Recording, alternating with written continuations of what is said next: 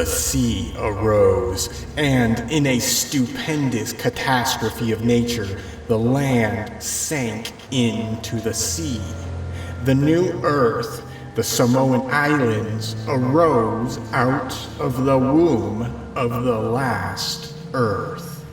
There occurred terrible earthquakes, which continued without interruption until the 13th Chuan. The country of the hills of mud, the land of Mu, was sacrificed.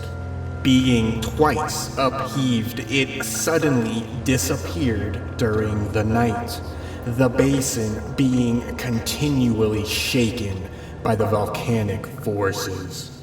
Being confined, these caused the land to sink and to rise several times in various places.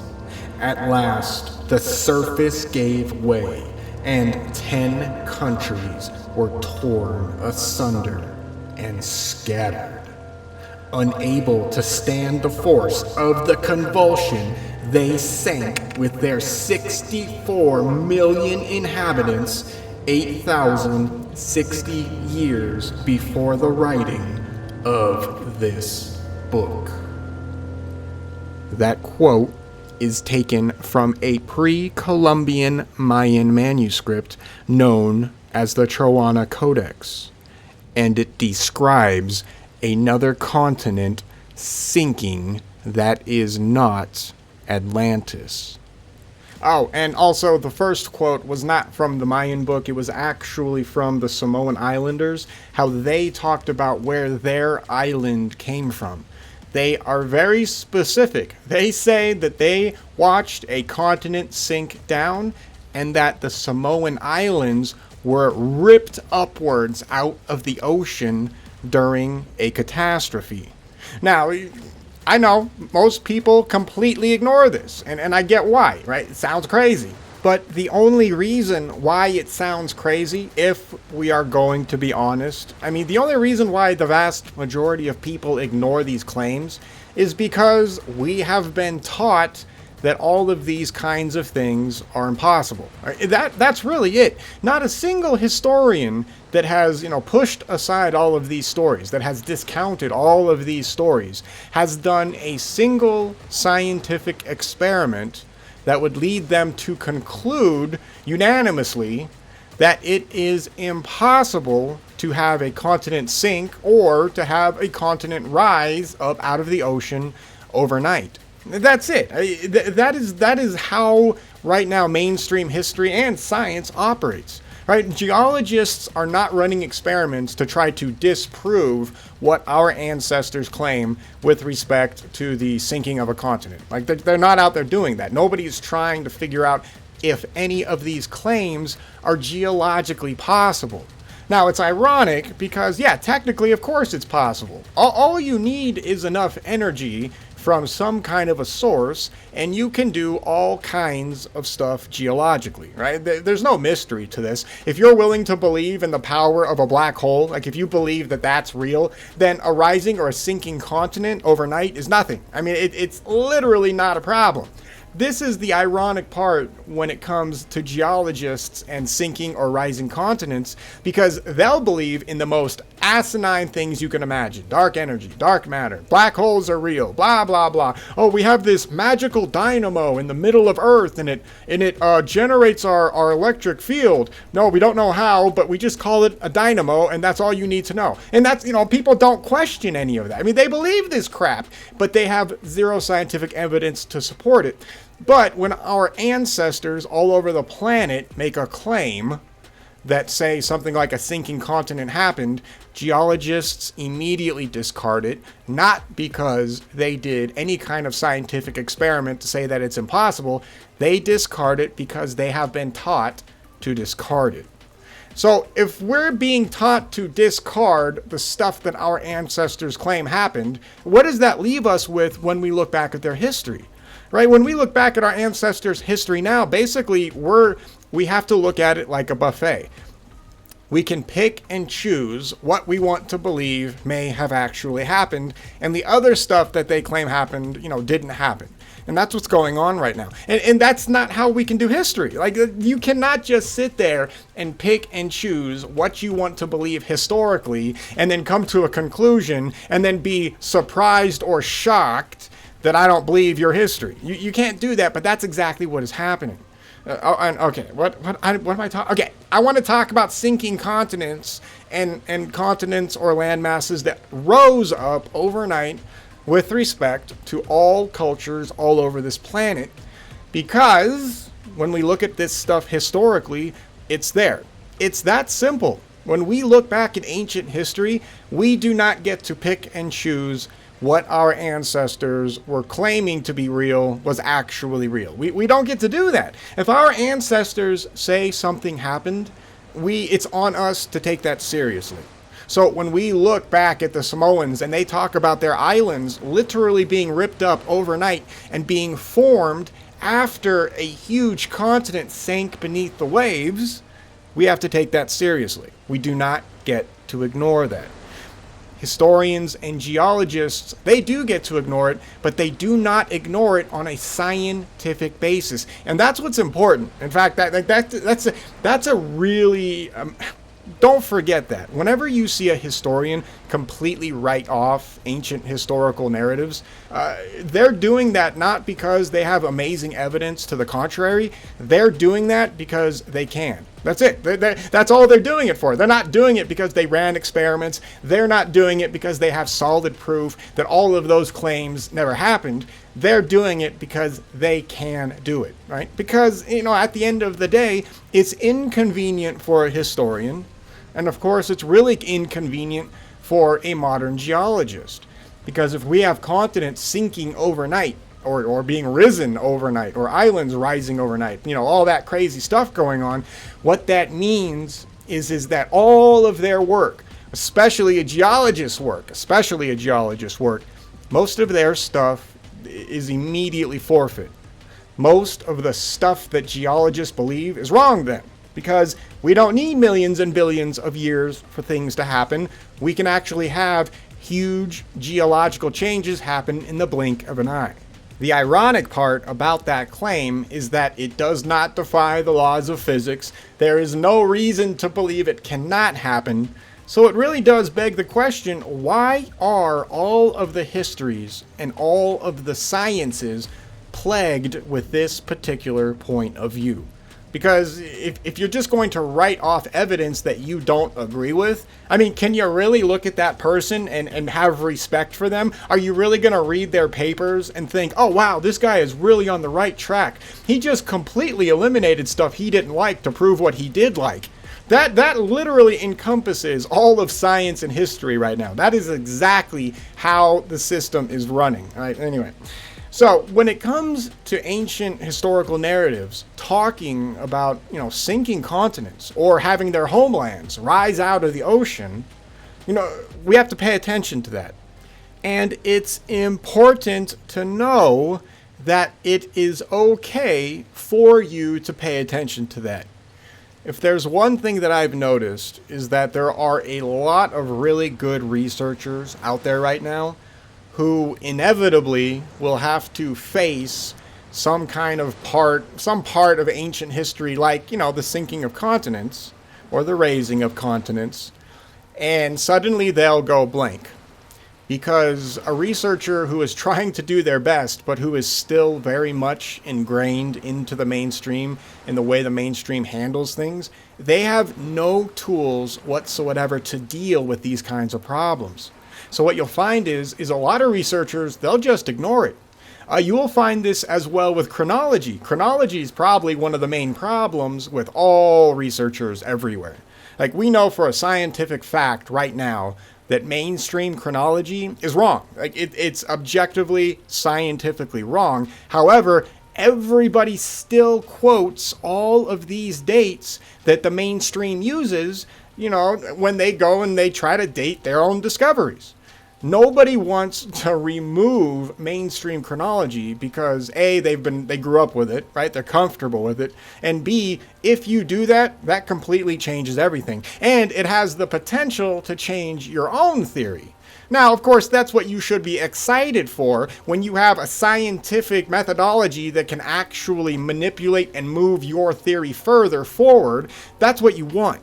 Of course, people are scared of that. People are always afraid of that. Nobody wants to.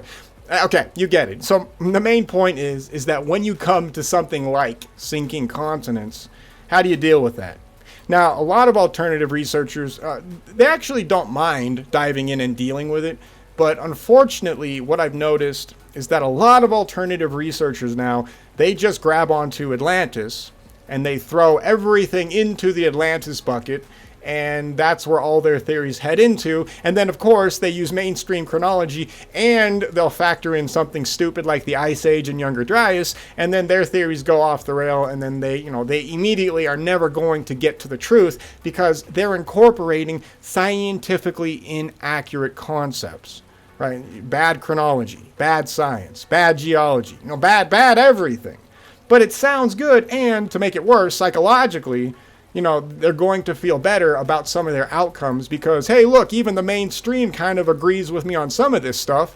Not all of the science those guys do could be wrong, right? I mean, the Ice Age has to be real. It's a lot of compromise. Alternative researchers essentially pick and choose what they like as well. And one of the things that alternative researchers love now is Atlantis. All right, now, that doesn't mean there's not something to Atlantis. I agree. Something is there with Atlantis. We have all kinds of cultures that talk about a continent sinking in the Atlantic. That's there. Right? It doesn't matter who you are. It doesn't matter what science or you love or what history you love. At the end of the day, those stories and that evidence exists that supports the reality of a sinking continent in the Atlantic Ocean. Of course, it gets even crazier when we start to read and look at other cultures' ancient histories, and we find them talking about sinking land masses in areas that are not the Atlantic Ocean. And this is what I find weird, that a lot of researchers don't want to. It's like they don't want to dive into this stuff, and I don't know if it's because potentially maybe there's just not as much information, for example, on something like the continent of Mu, or the continent of Lemuria. There's some snippets kind of here and there in the mainstream alternative arena, but generally speaking, Atlantis steals the show simply because it appears there is way more information about Atlantis. I mean, you can find, like thousands and thousands of books nowadays written about Atlantis, but if you go look for something like the continent of Mu or Lemuria, yeah, your pickings become extremely thin. So I get why people go with the Atlantis route, but we have to look everywhere. Another thing to remember is if you're willing to believe in Atlantis, which good for you, right? There's nothing wrong with that, by the way. The evidence is there. I'm not saying that I have all the answers, by the way, and we're going to go over some interesting stuff here, but here's just something to keep in mind with respect to sinking continents. If you're going to have some kind of a landmass in the Atlantic Ocean sink, I guarantee you that the rest of the planet is going to feel that, right? You cannot have a continent sinking in an ocean and the rest of the world remains oblivious to that event.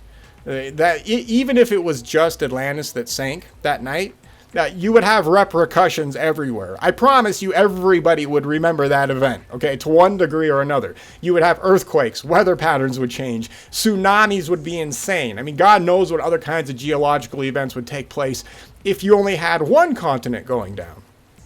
What's interesting, though, is that when we look at real chronology and we sync up other cultures' stories with the story of Atlantis, for example, we find that it's not just Atlantis that goes down. And scientifically speaking, that's exactly what we should expect to find, right? We really should expect to see other geological problems, and we do. And other cultures recorded this. So it begs the question, why are other cultures ignored? Right? It's a problem. For example, if we look at something like the Mahabharata, we find the Mahabharata describing a city that goes down underneath the sea. And I believe it was called Dwaraka or something like that. I know, I'm crappy at pronouncing stuff. Leave me alone. Anyway, the Mahabharata has a description of an entire city or an entire landmass going underneath the ocean. The crazy part about that story over there is that modern archaeology has actually made discoveries of submerged ruins off the coast of India. All right. And now I'm not saying that it's that city, but what was interesting is that when that tsunami hit, that was a while ago now, huh? Over a decade ago or something. When that tsunami hit down there, I remember hearing the stories from the inhabitants on the beaches. They were saying they could see huge cities just spread out all over hell and back right off of their coast. Now, that's crazy. I mean, that has to mean something, right? You would think if you have giant cities right off the coast of an area completely submerged by the ocean, you would think archaeologically that would mean that something crazy happened. Now, of course, you're going to have mainstream people saying something stupid like climate change happened. So apparently everybody was polluting even more hardcore back in the day before today, and they really had good climate change. It's stupid. What the hell caused those cities to go under the water? All right. So was that city of Dwaraka, was that city part of Lemuria?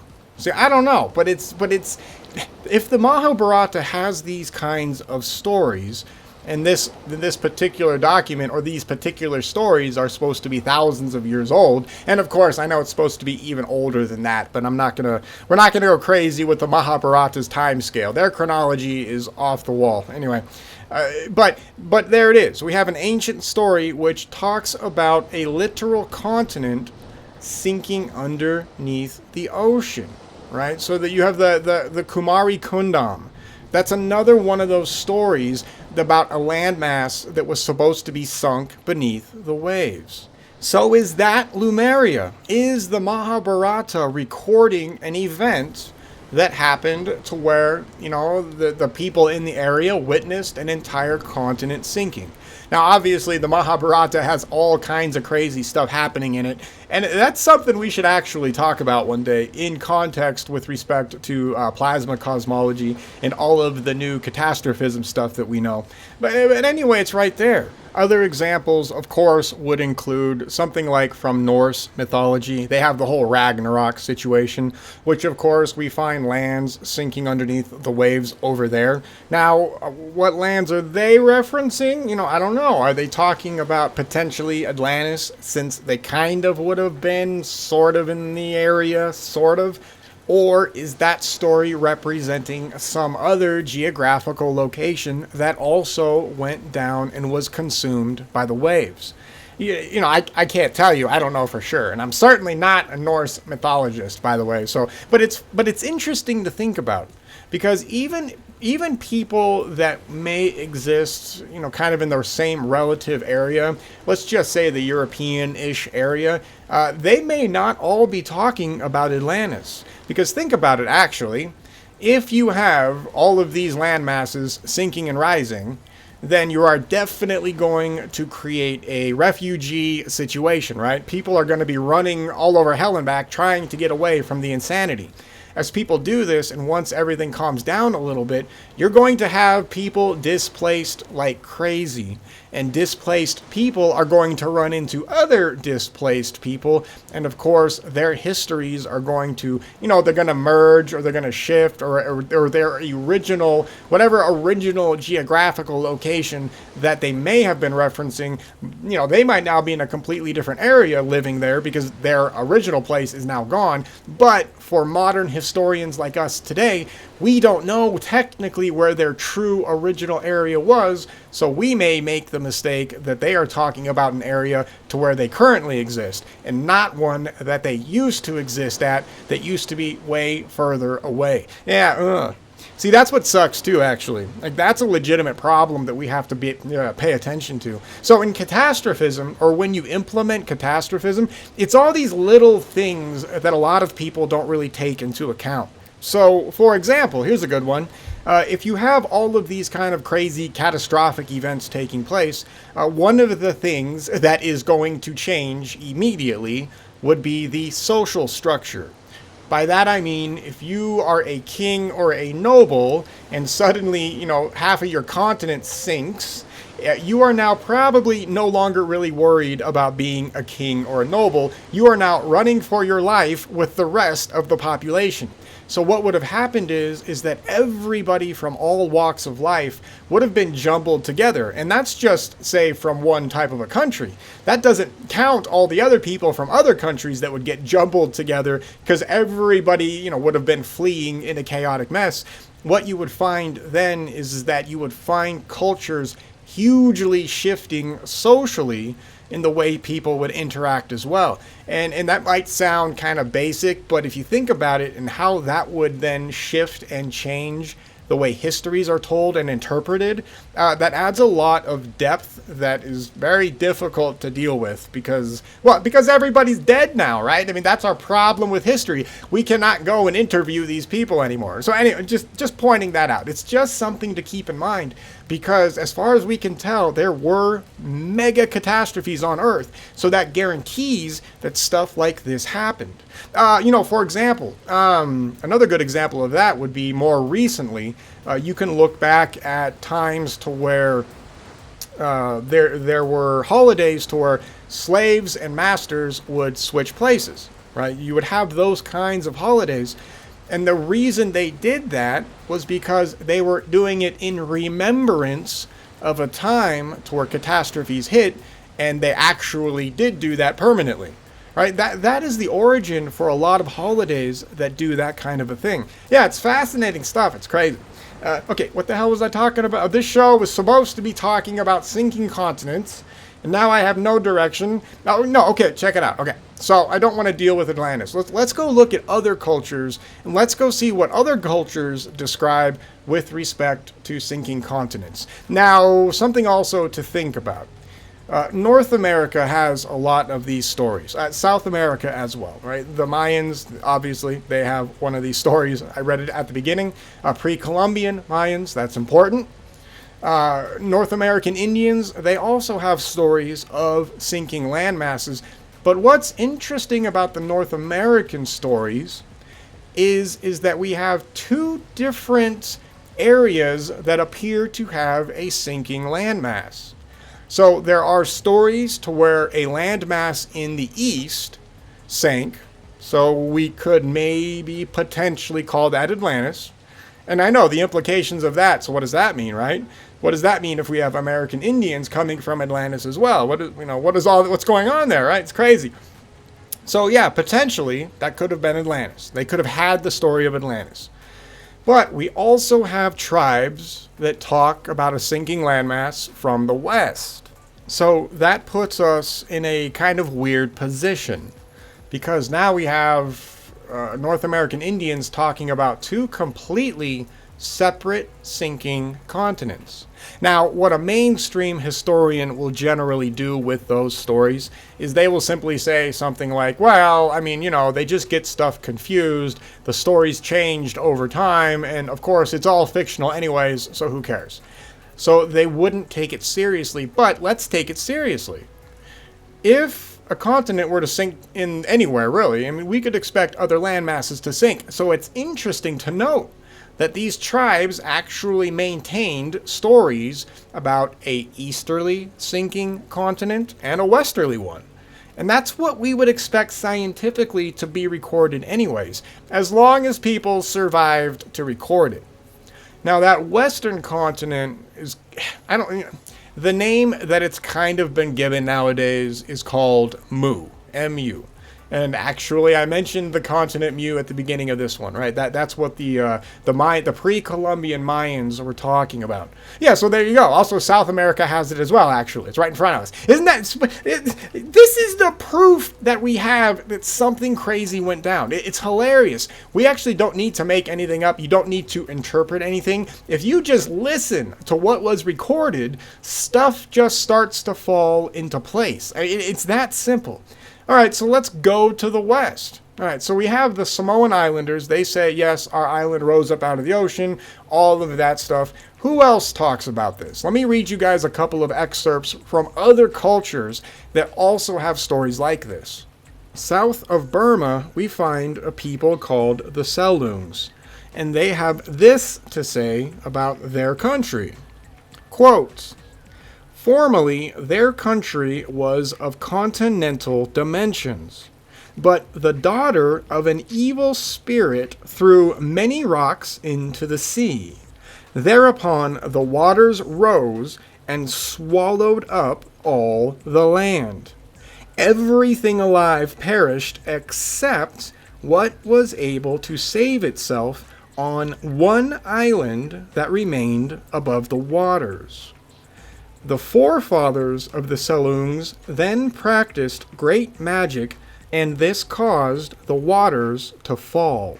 Then other islands arose, which the Selungs have inhabited ever since. Unquote. So once again, we have another story over there in the Burmese area, to where even they have topics and stories of, hey, look, we used to live on a continent. That continent sank. And if you listen to what they say, right, they have stones falling from the sky.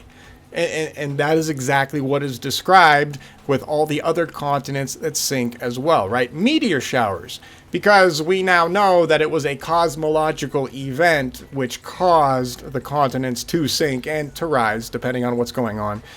But it's fascinating. It's right there. When we look at other cultures and we find everybody talking about the same little details, for example, the stones falling from the sky. Most people see that and they kind of just push it to the side. But that's a detail that if we can match up with everybody else, that probably means that something like that happened. Right? I mean, if we have it going on the eastern side of the planet and the western side of the planet is describing the exact same event, and there's no way in hell any of these cultures could have ever talked to one another, I mean, that's got to count for something. And on this channel, it will. Basically, what these guys are talking about is they are recording the catastrophic event that happened on a cosmological scale that caused the planet to essentially be reshaped. To make matters even funnier, this story even has a female goddess doing the destroying. Now, why that matters is because everybody all over this planet, for some weird reason, describes the cosmological event being caused by a feminine god. Now, of course, we now know that this feminine god was the planet Venus. And the planet Venus, during this particular time, was in a cometary mode, right? And Venus did a few flybys of Earth when it was in its cometary mode. And the reason why everybody describes the planet Venus as a woman is because it was in a cometary mode, which means it had a cometary tail, which means it looked like it had flowing hair. That is why you always find Venus being referenced as the feminine, and you find it all over the planet. That's actually a huge piece of evidence and information right there, actually. Now, I know that sounds crazy, especially if you're kind of new to this stuff and all of that, but hey, it's not me. I'm not making this up. This is them telling us. All I'm doing is just looking at everybody's stuff and putting it together that's it. I'm not making, okay. So, okay. Sticking around the Mu Lemuria area, let's move on over to Easter Island. Now, even the Rapa Nui, they also have oral histories that talk about their lands sinking into the ocean, and that's why they explain why their island is now isolated, right? That's just part of their history. Once again, mainstream historians are going to look at the Rapa Nui and say, well, the Rapa Nui, they're not really developed. They're basically stupid, and so they just made some stuff up, and yeah, that's how mainstream historians treat the Rapa Nui. That's it. They literally do not want to be like, oh, hey, the Rapa Nui are actually telling us what happened. We need to pay attention, right? They don't do that.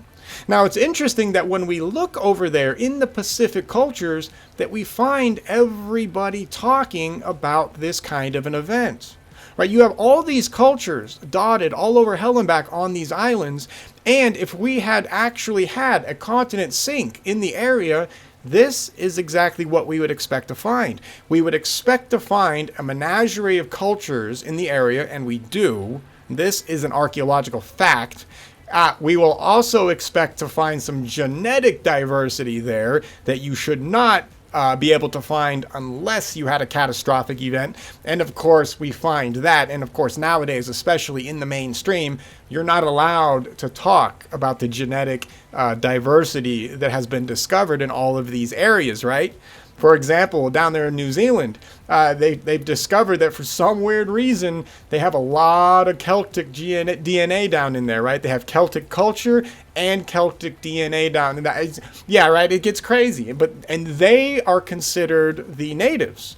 But you can't have that in the modern society, though, right? You're not allowed to say that. So anyway, I'll move on from that. That's a whole amazing thing as well, by the way. There was actually a huge court case that the natives down there took against the government because they were trying to wipe them out. They're trying to erase that entire culture, right? It's almost like there's something going on to where people are trying to erase real history. Anyway, so when we look in the Pacific area and all of those islands, we find people scattered all over hell and back. And not only that, for some weird reason, we find these people who are essentially isolated in most cases. Everybody has that same kind of a story, right? The Tuvalu and the Kiribati, they also have the same kind of a mythology to where their islands disappeared. And they blame it on the ocean rising up and engulfing the land. But once again, it's right there, right? There's no mainstream explanation for why we find this. Right? There's no reason for all of these cultures to be talking about the exact same event unless the exact same event actually happened to them. Right? Everybody has the same story. Right? It would be a completely different situation if you went to all of these islands and, like, say, one culture was like, some guy took a giant dump into the canyon and the canyon spawned a bunch of islands and then some fairies floated around and built it up out of brick. It's some weird story like that. You would expect to find everybody having some kind of ridiculous origin story because there's no reason to have a core origin story. You can make up whatever you want, right? You could have another culture over there saying, yeah, we just made a lot of marshmallows and then the marshmallows gooed together and it created our island over thousands of years. They could have had that story. Nobody has a differing story. Everybody has the same exact story. The continent sank and the survivors went to the land masses that were left over after the sinking. And of course, for some magical reason, all of these people blame something going on in the sky. Right? That's another common denominator. And once again, we find that everywhere. So, when we start to look at a continental sinking situation like this, and we have all of these cultures talking about the same damn thing, this is something we have to take seriously. Now, it gets crazier. Right? I kind of mentioned chronology earlier, but this is something that we need to pay attention to. Because if we have land masses sinking, we have to understand that these land masses did not sink, 20 million years ago. These land masses sank only a few thousand years ago. And I know that sounds even crazy for alternative people, because alternative researchers right now, with respect to something like Atlantis, they like the 10,000 year mark, right? Because they're just using mainstream chronology. You can say the pyramids are 5,000 years old, or maybe 10,000 now, right? That's the new popular one. They're 10,000 years old. And of course, since you have some popular alternative people now parroting that number, people actually believe it, unfortunately. And so now we have that entire science going, or not science, that entire school of thought going in that direction. And there's no reason to do that. There's no scientific evidence for any of that. All of the scientific evidence, not all of it, but most of the scientific evidence that those guys are using to substantiate a 10,000-year-old date, they are using mainstream chronology to do that. Right? Mainstream chronology is completely wrong. Right? We also know that we have no reliable dating method whatsoever right now that can give us correct dates. So if you are using any kind of a mainstream methodology to date something like the pyramids or the sinking of continents, you're already objectively wrong. You're scientifically wrong. Now, I'm not getting on anybody. I'm not talking crap. I know. It sounds... I'm not... But I'm just saying, it's like... There's a point to where we have to let go. Some of the stuff we have to just let go of, right? There's no Ice Age. There's no Younger Dryas. You can get rid of all that crap. You don't need it. And the reason why we know we don't need it is because none of our ancestors record those events. Zero. Not a single one. Nobody is recording giant ice walls in the way of their migrations, right? There's no giant ice wall god. And the reason why there's no giant ice wall god is because there was no such thing as an ice age, right? There's none of that going on. People are using those mainstream concepts because they're further enough out in time to where it's difficult to disprove them. And that's the truth, right? Alternative researchers are kind of using the same tactics that mainstream historians use. As long as you can throw it, well, and astronomers and geologists and everybody, as long as you can throw your theory farther enough back in time to where it cannot truly be tested, you can say whatever you want. You can just do that, and you can get away with it. And that's what's happening. Obviously, it's happening in the mainstream. But the alternative is doing the exact same thing. Right? And we got to move away from that. So when we look at the stories of these continents sinking, no one's talking about 10,000 years. Nobody is talking about giant icebergs, melting. Nobody's talking about any of this. Everybody says very specifically there was a cosmological event. This happened overnight. And everybody got annihilated within a 24-hour period. Not a slow melting of the ice, nothing like that. There was a completely different reason for all of this stuff happening, and nobody talks about a 10,000 year time frame. And to make it even funnier, DNA proves that nothing was going on 10,000 years ago anyway. That's an actual legitimate problem that geneticists have right now. So 10,000 years for scientific reasons does not work. Okay, so if the 10,000 year doesn't work, that means that these continents sank only a few thousand years ago. 2,000-3,000 years ago. That might sound crazy at first, but once you start to integrate real chronology and you just use observational evidence, look around, your life right now, it's not really that hard to believe. You could have a whole continent sink 3,000 years ago and still end up where we are today. Easy. Their entire islands have sank within the past 2 centuries, and you're fine. Right? We had an island literally vaporize in the blink of an eye a little while ago, a few years ago, 5, 6, whatever years ago, that Samoan island, gone in a blink of an eye. You never would have known it was gone unless you had the internet. Right? That's the reality of these kinds of things that can happen and how little effect they can actually have on you. Now, obviously, if a continent goes down right now, you're going to feel it, but the planet and the life on the planet is going to recover relatively quickly. Right? And that's just what life does. You can observe this right now. You can go anywhere that has ever had any kind of a crazy natural disaster, and you can see how fast life takes back over. You can see how quickly things get erased. It does not take that long for history to disappear. It really doesn't. If you're talking 10,000 years, I mean, that's crazy. Do you have any idea how much crap can happen in 10,000 years? Even funnier, by the way, for the 10,000 year mark, that can't be possible either because population numbers do not agree with that time frame either. There's like no science whatsoever, real science, real testable science. There's not a single shred of scientific evidence that supports any of that stuff. Right? It's absolutely fascinating. Nobody talks about this. Oh, you know what? You know why nobody talks about this, actually? One of the main reasons why neither the mainstream or the alternative mainstream talk about this stuff is because they do not want to be associated with some kind of a religion.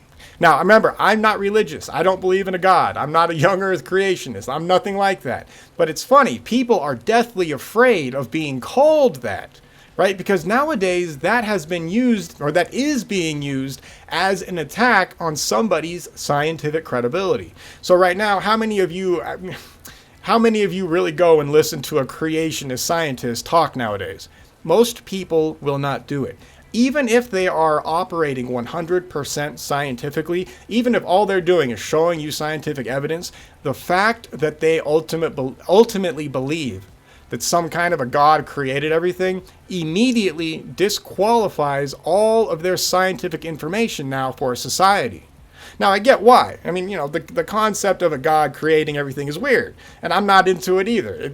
We're pushing things a little too far when we go that route, if we're honest.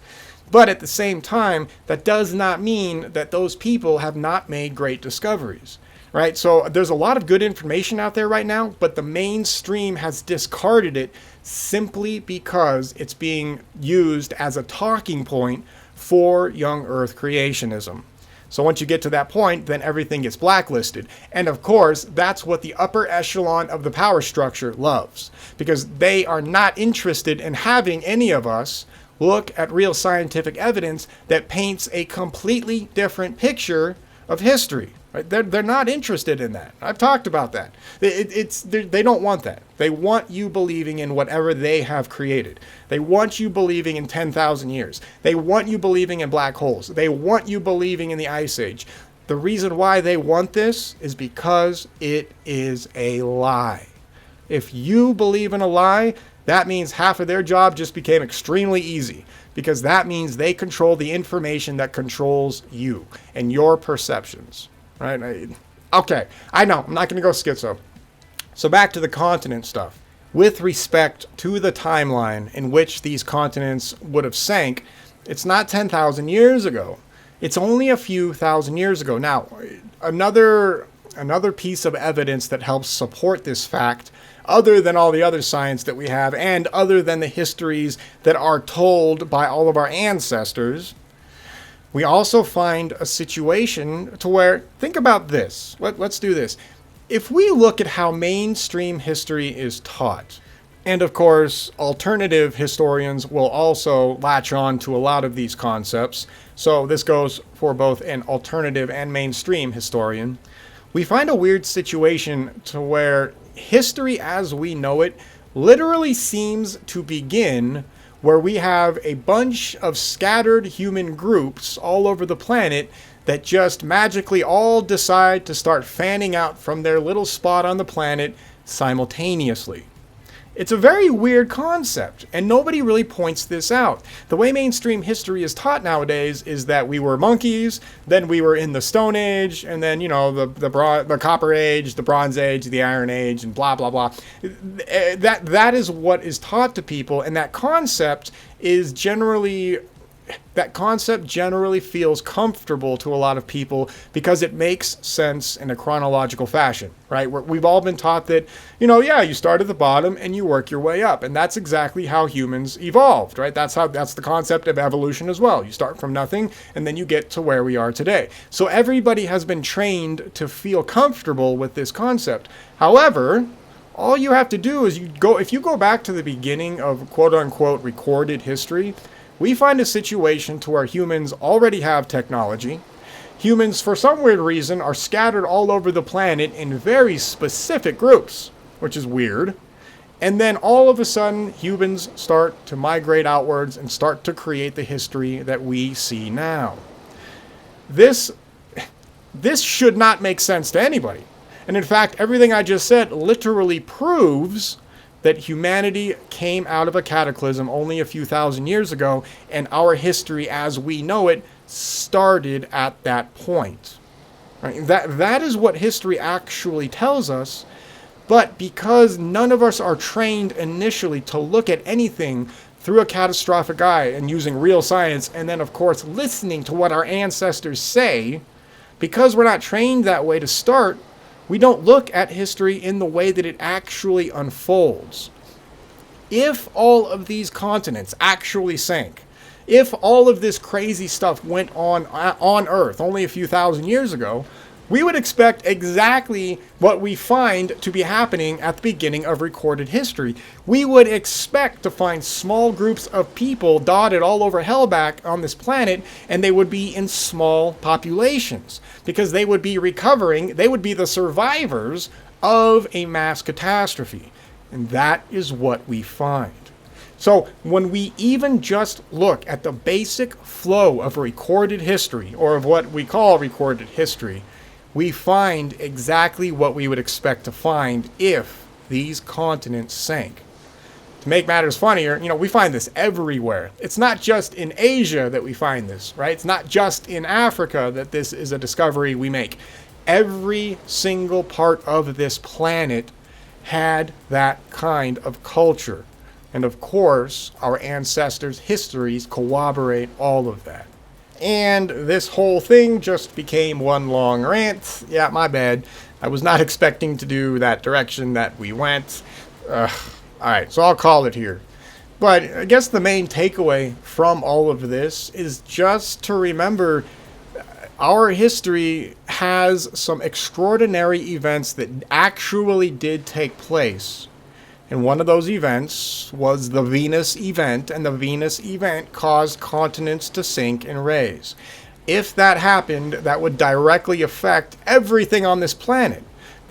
We would expect to find every single aspect of humanity altered from that particular period of time. So when we start to do history and we're not factoring in that catastrophic event, there's no way in hell you are ever going to understand real history. It's not possible. You will continuously have oddities and weird mysteries because you're not factoring in what our ancestors claim happened. Once you factor in what they say happened only a few thousand years ago, suddenly our history makes sense. And suddenly stuff kind of turns pretty dark, actually. Because the ramifications for a lot of this, the reality is everything that we are taught nowadays, it invalidates all of it. And it means that humans are something else. It means that whatever life is on this planet may be something entirely different than what we are really ready to truly appreciate and understand. Because if these stories are correct, if these continents went down, and we have no reason to believe they did not, what that means is that the other stories that our ancestors have, the ones that we think are even crazier, that makes them potentially true as well. One of the crazier aspects is that there were other kinds of humanoids living side by side our ancestors. Yeah, everything changes. Everything about our lives changes. Yeah.